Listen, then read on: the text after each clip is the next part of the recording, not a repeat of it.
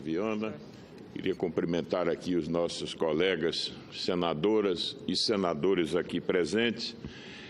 Lamentavelmente, volto à tribuna para falar mais uma vez sobre essa trágica ocorrência que vitimou vários municípios de Pernambuco e de Alagoas.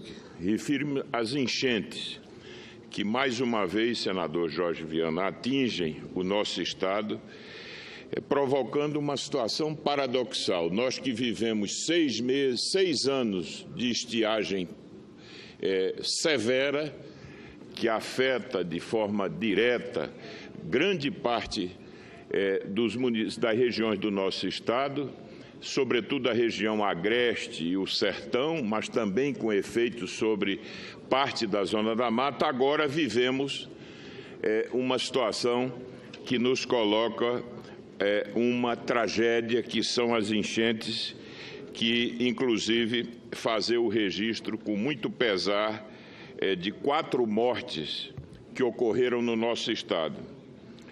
Quero lembrar que agora o número de desalojados já alcança 55 mil pessoas em 24 municípios de Pernambuco.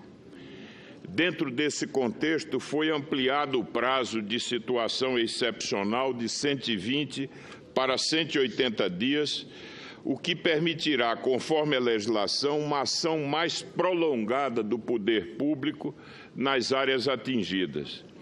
Inicialmente foram identificados oficialmente em situação crítica os municípios de Água Preta, Amaragi, Barra de Guabiraba, Barreiros, Belém de Maria, Catende, Cortês, Gamileira, Jaqueira, Maraial, Palmares, Ribeirão, Rio Formoso e São Benedito do Sul.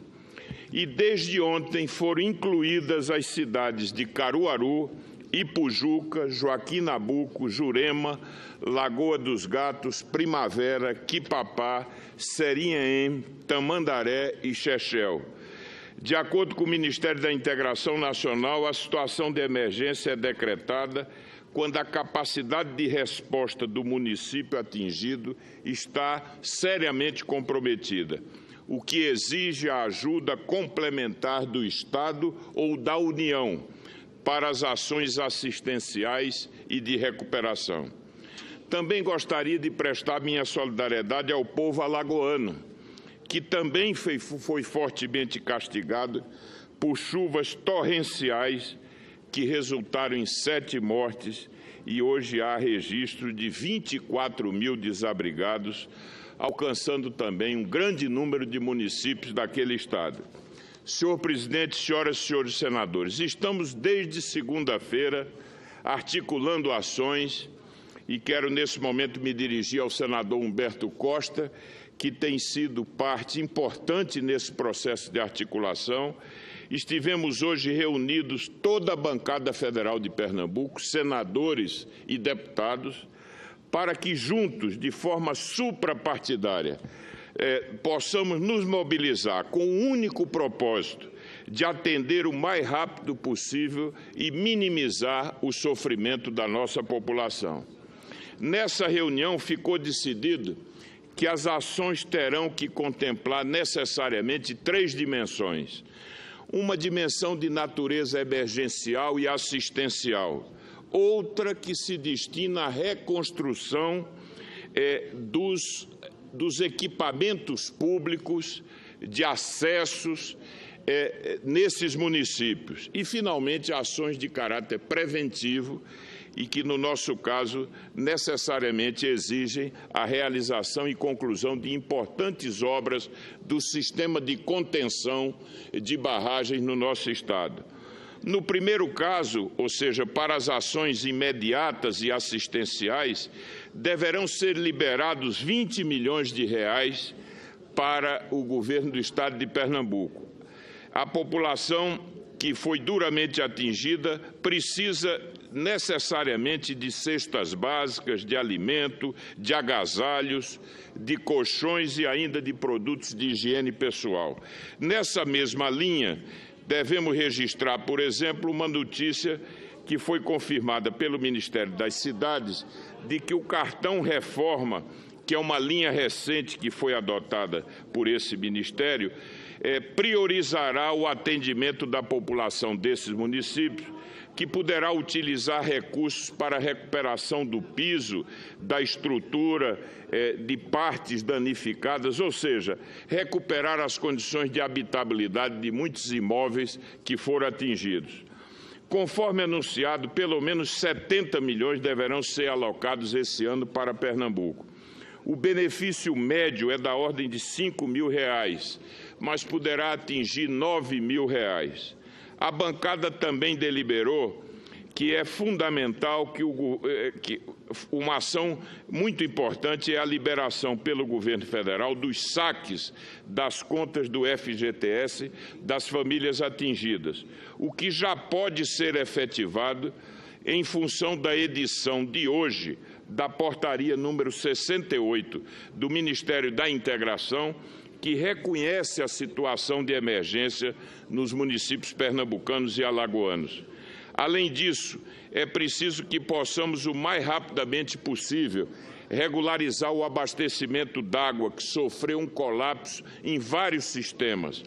Essa normalização é fundamental e complementar as ações na área de saúde, com o objetivo de evitar doenças infecciosas, sobretudo em áreas onde o saneamento básico é inadequado ou inexistente. Outro conjunto de ações refere-se à obtenção de recursos para a reconstrução de vias, pontes, estradas vicinais, hospitais e escolas, dentre outras estruturas que foram danificadas. Também se faz necessário o apoio do governo federal para a recuperação das estradas, especialmente a BR-101 e a PE-60, além dos acessos aos municípios de Belém de Maria e Barra de Guabiraba, que sofreram fortemente com as inundações. Senhor presidente, senhoras e senhores senadores, a outra linha de ação refere-se à viabilização de recursos para a aceleração da conclusão de obras estruturantes e de caráter verdadeiramente preventivo. Nesse caso, destacam-se as 5 barragens de contenção lá na bacia do Rio Una, que foram previstas desde a ocorrência da tragédia anterior, em 2010, e que foram, à época, prometidas para evitar a repetição dessa ocorrência. A rigor, apenas uma das 5 barragens está em estágio de finalização, com a garantia do governo estadual de que essa obra teve já um papel importante agora na redução dos danos, especialmente no município de Palmares. No entanto, os estragos da chuva poderiam ser bem menores se estivessem concluídas as barragens de Panelas em Cupira, de Gatos em Lagoa dos Gatos, de Guabiraba em Barra de Guabiraba e de Igarapeba em São Benedito do Sul. Juntas, essas obras concluídas teriam a capacidade de represamento muito superior, evidentemente, à que dispomos atualmente. Entretanto, lamentavelmente, essas barragens que deveriam ter sido entregues em 2013 e 2014 estão com as construções praticamente paralisadas. Segundo informações do Ministério da Integração, ocorreram falhas na execução dos projetos, com exigências de readequações, o que, inclusive, motivou devolução de parte dos recursos federais que foram transferidos ao Estado à época. Portanto, é fundamental que os projetos possam ser reavaliados rapidamente em termos de custo e prazos, para que essas obras possam ser definitivamente retomadas e concluídas. Adicionalmente a esse cinturão de barragens, a bancada defende a inclusão das barragens do Engenho Maranhão nos municípios de Escada e Ipujuca, e o engenho Pereira, na cidade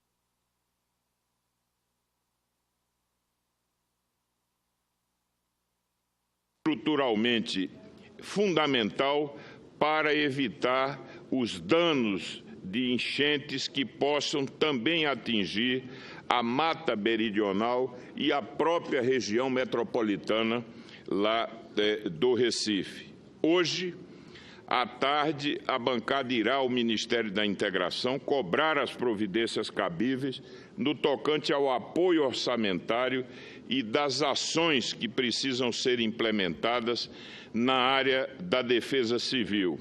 Senhor presidente, senhoras e senhores senadores, além das indispensáveis ações governamentais, quero ressaltar que a solidariedade do povo pernambucano, que de forma participativa está se engajando com doações e disponibilizando, inclusive, a sua força de trabalho. Estão sendo formadas correntes de ajuda por meio das redes sociais e também já identificamos que algumas empresas, entidades e organizações não governamentais também estão mobilizadas para ajudar os moradores das cidades da Mata Sul e do Agreste. Portanto, também conclamo que mais entidades civis e empresariais possam aderir e comprometer-se de forma permanente e efetiva com esse esforço que eu tenho certeza que poderá propiciar a superação dessa quadra e desse momento tão difícil para o nosso estado de Pernambuco, especialmente para esses municípios. Portanto, senhor presidente, era esse o nosso pronunciamento. Eu agradeço a tolerância de Vossa Excelência. Muito obrigado. Cumprimento Vossa Excelência.